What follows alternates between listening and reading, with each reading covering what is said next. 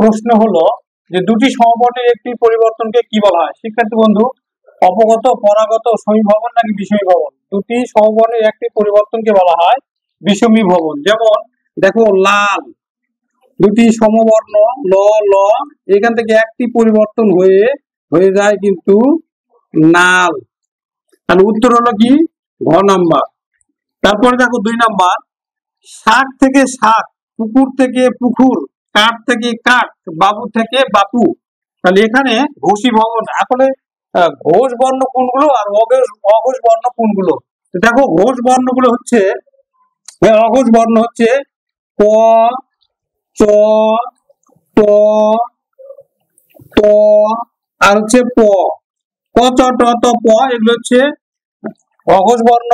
খ, ছ, ঠ, ত, প অঘোষ বর্ণ। কিন্তু যদি হয় গ, জ, ড, গ, জ, ড, দ আর হচ্ছে ব, এগুলো হচ্ছে কিন্তু ঘোষ বর্ণ।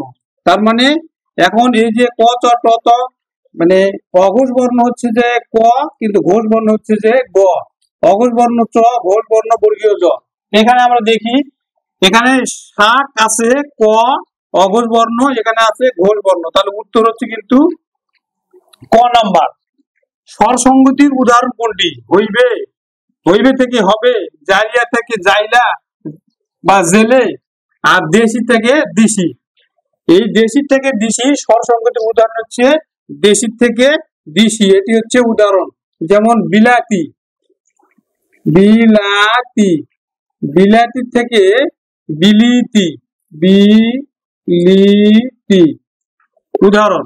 এখন দেখো, কোনটিতে মধ্য স্বর লোপ ঘটেছে? গামছা, মশারি, লুঙ্গি নাকি চাদর? শিক্ষার্থী বন্ধু, এই গামছা শব্দটি এসছে গামছা থেকে, অর্থাৎ গা মো সা, এই গামছা থেকে গামছা হয়েছে,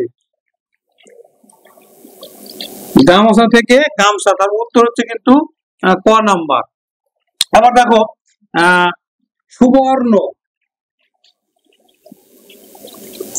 সুবর্ণ, সুবর্ণ থেকে স্বর্ণ, সুবর্ণ থেকে হয়েছে স্বর্ণ।